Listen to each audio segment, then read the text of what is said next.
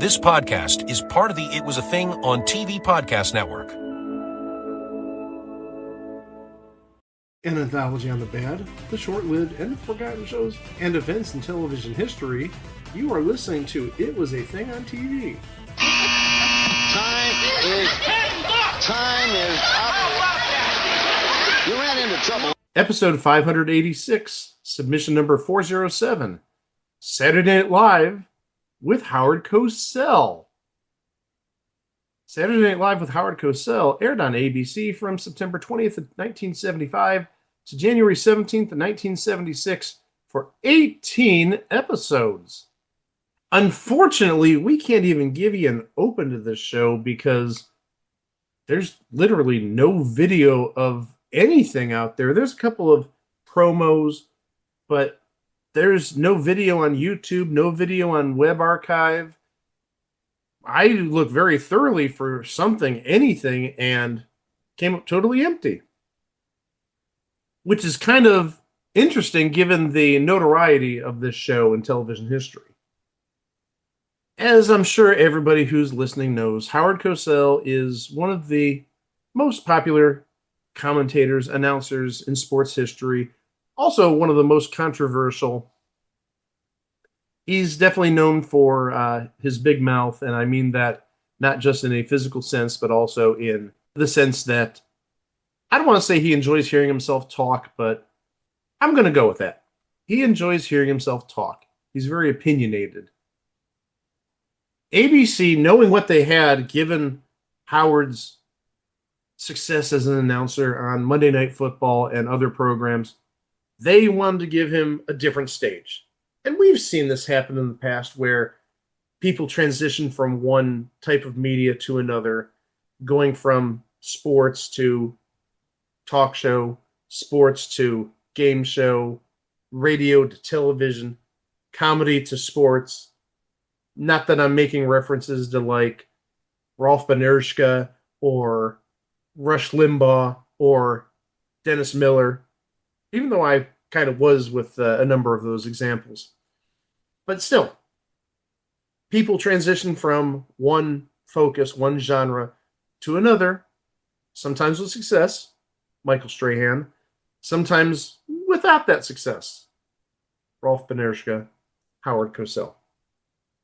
Oh, you forgot one example, Mike. Oh, okay. I want to hear this. Bob Costas with Later. And that was a successful one. Absolutely. ABC decided to give Howard Cosell a show. In addition to Howard Cosell, they brought along somebody who has a pretty good background, not just working with Howard Cosell, but doing Monday Night Football, specifically the legendary producer Roone Arledge, who basically is like the man who created Monday Night Football, essentially. And Olympics broadcasting, too. He's definitely a sports legend, if you're not familiar with the name. So ABC actually gave Howard Cosell a 1-hour time slot on its primetime schedule. This was not late night. This was 8 p.m., at least for starters, on ABC on Saturday nights. And it was basically a variety show. Dare I say, kind of like Saturday Night Live, albeit with interview segments, but at the same time, they actually did have, I don't want to say comedians, but they did have like a crew, not unlike, let's say, the Not Ready for Primetime Players, which is kind of ironic because what did Howard Cosell call his actors? The Ready for Primetime Players. Oh, so that's where that joke came from. Yes. NBC and Saturday Night Live, the one we know and love, not this show, they responded by saying, hey, our performers will be called the Not Ready for Primetime Players, just as sort of a little punch, little jab at the Howard Cosell show. But also, remember, this first season, at least of SNL, it was named Saturday Night because the name Saturday Night Live was being associated with the Howard Cosell show. And that's actually another reason why, even nowadays, 50 years later, the opening to SNL is Live from New York at Saturday Night. They never changed it once the show formally became Saturday Night Live. They kept that intact 50 years. Well, can you blame them? I mean, it's been there open for 50 years. You don't want to change a good thing. So as I said, this was a talk show with skits, comedy, variety, a little bit of everything, a sort of melange of all sorts of different things you'd see on television. Maybe not unlike, say, Saturday Night Live, even though there's really no talk section, unless you want to talk about a skit like one of those talk shows they do back in the day, Coffee Talk, or the one that Kenan Thompson did. What's up with that? Yeah, what's up with that? That's what it's called, right? I think it's called What's Up With That, when he has the music playing and whatnot. What about Fernando's Hideaway? Any talk show is fine. I just named What's Up With That because, it's Kenan Thompson who's been there for 20 plus years. It's somewhat current, even though I don't think they've probably done it in, I'm guessing it's COVID time at least. Sure, whatever talk show you want to use. Like I said, Coffee Talk works just fine. If you want to talk about What's Up With That, that works fine.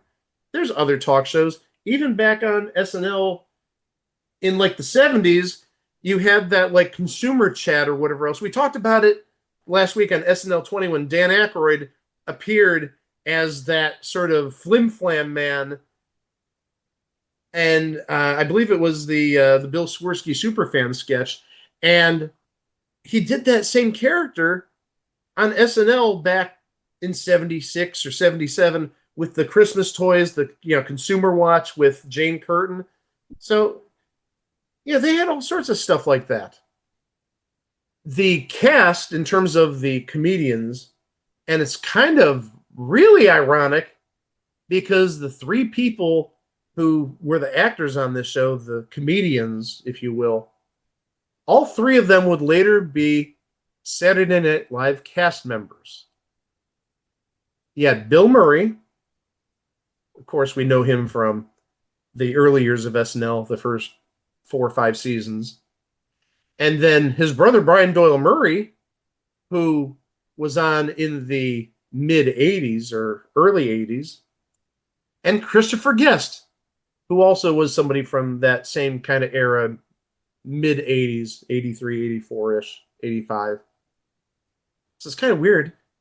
These people who were on Saturday Night Live, they ended up on the Saturday Night Live we know and love. Cool little coincidence there. So as we said, details about this show are very few and far between because there's no video. We do have some idea as to some of the guests. For example, the premiere episode had Frank Sinatra. How about that as an opener? Frank Sinatra, Shirley Bassey, Paul Anka, Siegfried and Roy, Yogi Berra, and the cast of the Broadway musical of The Wiz. And they open up the show as they dance out of the Majestic Theater onto a yellow brick road as they sang Ease on Down the Road, right to the Ed Sullivan Theater.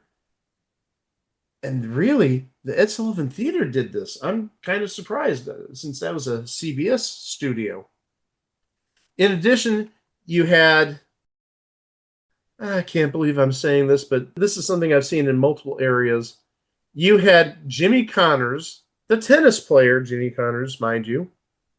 He sang Paul Anka's Girl, You Turn Me On. Oh, jeez. Well, first off, he was like very nervous, sweating like crazy. I sort of get the idea based on reading accounts of this. He didn't see this as necessarily a high point in his life, singing on the premiere of this show. And I should add that Jimmy Connors dedicated this to his girlfriend at the time, Chris Everett. And John Denver is also on the premiere episode. The musical guest on the first episode was the Bay City Rollers, who did not have the Bay City Blues, unlike what I thought back when we covered that show 6 months ago. I thought Bay City Blues was about the Bay City Rollers. Nope. Well, it makes sense they're on this show, the Bay City Rollers, because what was their big song? SATURDAY Night. That premiere show also had the 3 regular comedy performers I mentioned earlier, Bill Murray, Brian Doyle Murray, and Christopher Guest. And as I said, they were named the primetime players. But as I also said, in response, NBC, their SNL, or Saturday Night at the time, called their performers the not ready for primetime players, which still is kind of stuck around nowadays, even though they don't introduce them as the not ready for primetime players. I think that's more of a sort of a casual nickname for the people on SNL. Even though if you ask me and Greg, Jane Wickline is not ready for primetime. She's not even ready for public access. Isn't that right, Greg? Oh, definitely. I don't know about you, and we're recording this on Friday the 3rd of October. I don't know about you, Greg. I can't wait to see how badly she does on the premiere tomorrow night. Oh, man, we're going to take bets on how bad she is. And we're all going to win those bets. It's going to be Oh, this is bad. going to be like the easiest money of all time. Greg, I don't know how you're going to spend your $1.50, but I think I'm going to buy 2 postage stamps. That sounds like a good idea, Mike. And as a bit of a follow-up, unless I am sorely mistaken, Jane Wickline did not appear on the SNL Season 51 premiere. Darn. I'm going to get me a Mexican Coke. Where the hell is he getting Mexican Coke for $1.50? In North Carolina, no less. Yeah, Gas right in station. the wait. Yeah, right in the middle of Cheerwine country. Well, also, let's remember Coca-Cola is Atlanta. Atlanta's not that far from North Carolina. Could be worse. He could be talking about Mexican Coke in an area that is very Pepsi heavy. Well, hold on. Why doesn't he just, instead of Mexican Coke, drink the official drink of Fansville, Dr. Pepper? Speaking of, what am I drinking Nice. right now? Yeah, what am I drinking right now? Dr. Pepper Cherry. Yeah, that's just by coincidence. I just had to get a little sip of something to drink to clear up my throat a little bit. It's getting a little dry, and lo and behold, I have a Dr. Pepper Cherry here. Well, you know what I got, Mike? The old standby. Izzy soda. Sparkling Blackberry. Is it from the same person that gave us Izzy style wrestling? No. No, brother, I didn't create any sort of pop or soda or whatever you're talking about. Who said that, Chico? I didn't hear. Did you hear something? Oh, gosh. You know what? I didn't hear a dad blasted thing. I'm still trying to remember what I wanted to say about Jane Wickline. Oh, yeah. Jane Wickline, more like Jane Flatline, am I right? It's me, the ghost of Hulk Hogan, brother. I hope you're enjoying that Izzy style soda and Izzy style wrestling, brother. I know I'm dead, but I'm going to visit every now and then. And I'm sort of like Johnny Olsen. I'm sort of like Bill Armstrong. My ghost will visit every now and then, brother. I got to make sure that Real American Wrestling 2 is a smashing success. Ooh. Happy Halloween, brothers. Happy Halloween, Ghost. Wait, No. you heard something? Yeah, I hear ghosts. So I'm like, happy Halloween. Now get back in my proton pack, you bastard. Okay, wait. I'm sorry. I'm putting a joke in here that we talked about before the show, but I really think what Greg should have said there isn't "you see ghosts." I think Greg should have said, "I see bread people." Oh. Which, by the way, just to bring everybody up to speed, that was actually what Tony Shalhoub wanted to call his show, Tony Shalhoub Breaking Bread. He wanted to call it "I See Bread People." If that happened, that would be like the best television show name in the history of mankind. But also, I do like our Zoom AI name for it, Tony Shalhoub's Bread Adventures. You know what, Mike? I sure wish I could have some bread. Unfortunately, I'm dead. Oh, I thought you were going to say you have gluten issues or something. Why would I have gluten issues if I'm dead, Mike? I'm just saying, I thought that's what you're going to say is you can't have bread because of gluten issues. You know, sort of like how the fat man has a problem with cheese. The ghost of Bill Armstrong has a problem with bread, with gluten. I'm not saying anything else. I'm just saying maybe he has like colitis or Crohn's disease or something like that. He's got bad stomach aches due to the bread. You know, Mike, isn't it amazing that we have ghosts that exist on this podcast between the ghost of Bill Armstrong and the ghost of Johnny Olson? It's so incredible that we have ghosts. We only have 2 ghosts on this podcast, as we all know. Yeah, just 2 ghosts.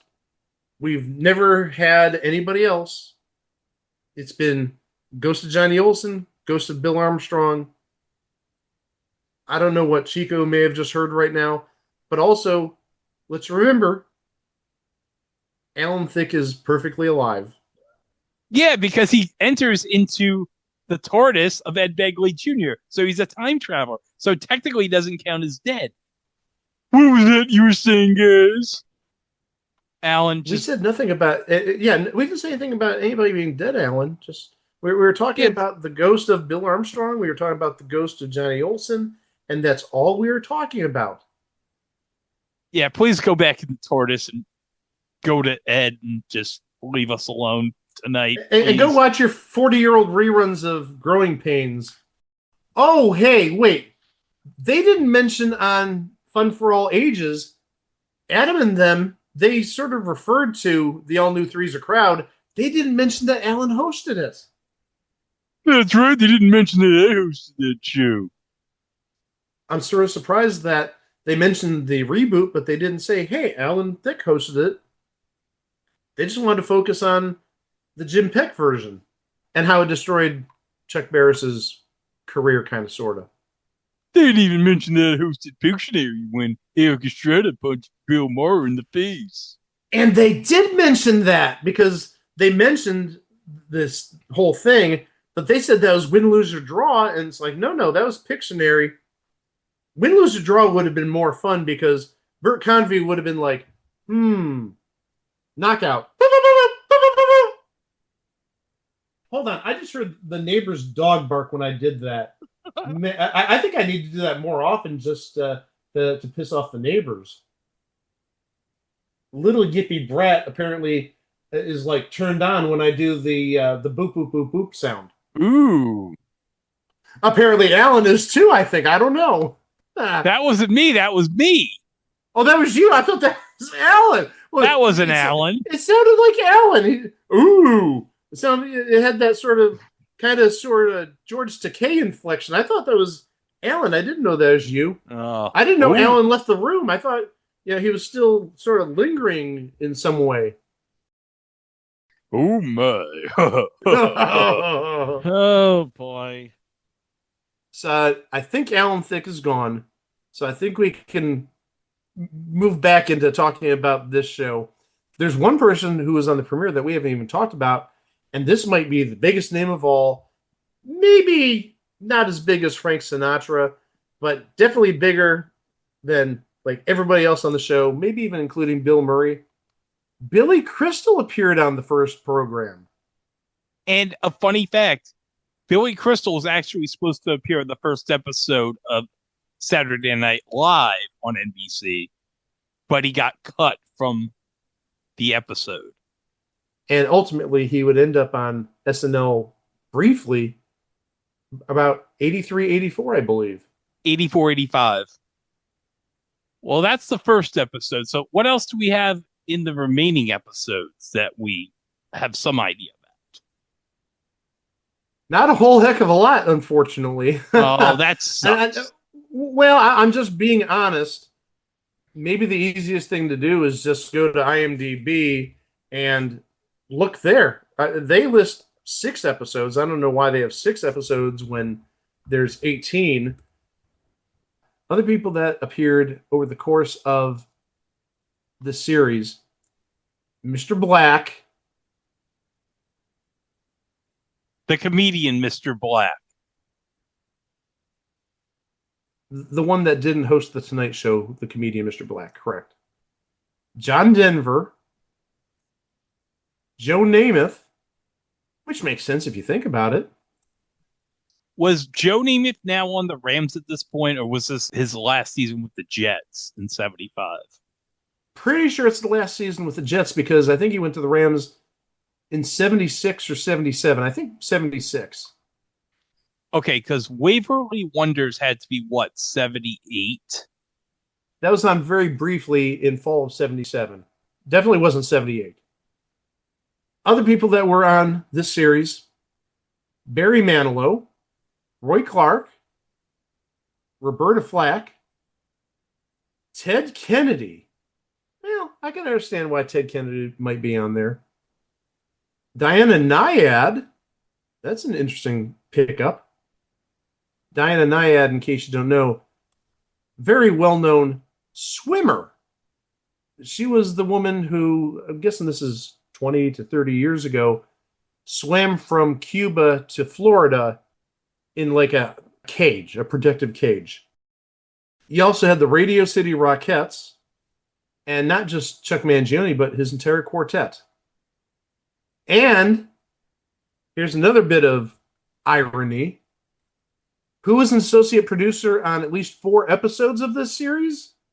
I think I know this. Jean Domanian. You're absolutely right. Oddly enough, she was the person who replaced Lorne Michaels for season 6, which we covered, I think it was episode 93. I posted about the details in the SNL 20 episode that we did last week. 97. Whatever number it was in the 90s, and I was like brain dead at that point because I had dentistry work done earlier that day, and I didn't get finished editing the episode until like 7:30 at night. Whatever. It was somewhere between 90 and 99. I know that much. But yeah, Jean Domanian, she was an AP at least for 4 episodes, presumably, possibly the entire run of the series. In terms of existence, Wikipedia says there's 3 episodes known to exist, and actually, we've covered the people who were on those 3 episodes. The September 20th episode, which would be the premiere with Billy Crystal, Frank Sinatra, Bay City Rollers, and the cast of The Wiz. October 11th of 1975 with Barry Manilow, Aretha Franklin, and the Rockettes, so a very music-heavy episode. And then November 8th, you had Roy Clark, Billy Crystal, Ted Kennedy, Cheetah Rivera, and Gwen Verdon as herself / Roxy Hart, which tells me they may have been doing something with Chicago. Again, with so little footage out there, we can't really judge in terms of, hey, this is bad, or what may have happened to the show. There's been anecdotes about how bad it was, but also you sort of had Cosell, from what I've heard, being sort of like a fish out of water. He was not in his proper element. Yes, ABC tried to capitalize on maybe the network's biggest personality at that time, and it absolutely backfired. But where else did it go wrong? I think we got to look at the schedule. Because the schedule, if you know anything about Saturday nights in the 70s, and we've talked about this in the past, a certain network liked lining up all their good shows on that night. On NBC, the network I'm not referring to, from 8 to 9 p.m., they showed Emergency. And this would have been Emergency's 2nd season. And it was a pretty big show at that point. So that's a pretty big punch right there. But on CBS, here's the lineup that you're not beating, no matter where you put Howard Cosell on Saturday nights. At 8 p.m., you had The Jeffersons, and this would have been 2nd season of The Jeffersons. Yeah, you're not beating that. At 8:30, there's a show called Doc. I do not know what Doc is. So Doc was a comedy about a family doctor named Joe Bogert with Barnard Hughes. So we're talking Mr. Merlin 7 years before Mr. Merlin. And Mary Wicks, David Ogden Steers, Audrey Lindley. Hey, there is life before the Ropers. Yeah, Audrey Lindley. Fred Grandy was on a couple of episodes. $10, how about that? So that's what was on at 8:30. But again, the rest of the night, you're just not touching CBS at this point. Mary Tyler Moore at 9, the Bob Newhart Show at 9:30, and Carol Burnett from 10 to 11. I do have 1 week of ratings, and this is for early October of 1975. Out of I'm going to say the number because I don't think the joke is big anymore, at least according to my students. Out of 69 shows, Happy 69. where do you think Saturday Night Live ended up? Saturday Night Live with Howard Cosell. 64th. 63rd. 66th. The only shows that beat out were a sign called Big Eddie, Three for the Road, and Barbary Coast. I've at least heard of Barbary Coast, but yeah, the ratings absolutely sucked. And interestingly enough, at 61 was Barnaby Jones. And it had 8 seasons. Go figure. I do have a statement here regarding the cancellation of Saturday Night Live with Howard Cosell. In one of the nicest dismissal speeches ever made by a television network president, Frederick S. Pierce of ABC TV revealed yesterday that Saturday Night Live with Howard Cosell will air for the last time on January 17th. Though the show had not exactly set the world on fire, either artistically or ratings-wise, it had been expected that ABC TV would give it a year-long test, so the announcement by Pierce came as a surprise, most notably to Cosell. The talkative one only last week was discussing future plans for the show and lauding himself for improving the network's ratings some 60% in that tough time slot. There were no indications as to a replacement show, nor were there any mentioned in the case of the Barbary Coast, which also had been axed by the Alphabet Network. Oh, actually, right below that article, I've got another week of ratings, and this one is from mid-November of 1975. 64 shows. Take a crack at it, guys. Was it dead last? No, that was Barbary Coast again. 61. Okay, next. And Greg, you're going to say 63? Yeah, 63. Chico said 61. Right, and I'm smiling and laughing because it was 62, right between both of your guesses. So for the 2 weeks of ratings that we have, it was literally the third worst show on television. As somebody I know reasonably well would say, no bueno. I don't know who would say that, but no bueno. TV Guide, when it did its list of the 50 worst TV shows of all time in 2002, this series ended up at number 37. And I think we've gone through that list in the past, and oh boy, there are some stinkers on there. And hey, who knows? Soon we might have to do a reorganizing of the rankings because that is long overdue. We talked about that like 2 years ago or a year and a half ago, and we said we would do our own rankings. That sort of got swept under the rug. From Wikipedia regarding the cancellation, the director of the show, Don Mischer, he described the show as, quote-unquote, chronically hectic and unprepared. He recalled one particular episode wherein executive producer Roone Arledge discovered that jazz musician Lionel Hampton was in New York City and invited him to appear on the show an hour before airtime. What? That's ridiculous.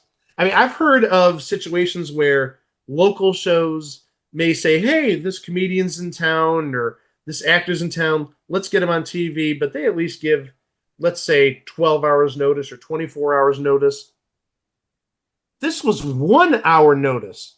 That's absolutely insane. Continuing with the article on Wikipedia, the show fared poorly among critics and audiences alike, with TV Guide calling it dead on arrival with a cringingly awkward host. Alan King, the show's executive in charge of comedy, later admitted that it was difficult trying to turn Cosell into a variety host, saying that he made Ed Sullivan look like Buster Keaton. Ouch. Ouch. Oh, That's a big ouch, yes. So to say the least, it seemed like this TV series was doomed from the outset. I mentioned earlier the whole fish out of water thing, but then we've got anecdotes about trying to get guests an hour before the show went to air. And again, it was live. It was called Saturday Night Live. Yikes. This is an unmitigated disaster. And maybe we should thank our lucky stars that we have very little footage of this TV show. in spite of not having video, this show, Saturday Night Live with Howard Cosell, it's definitely just a thing on TV. You can find us at our website, itwasathingontv.com, on Facebook at It Was a Thing on TV podcast, and elsewhere at It Was a Thing on TV.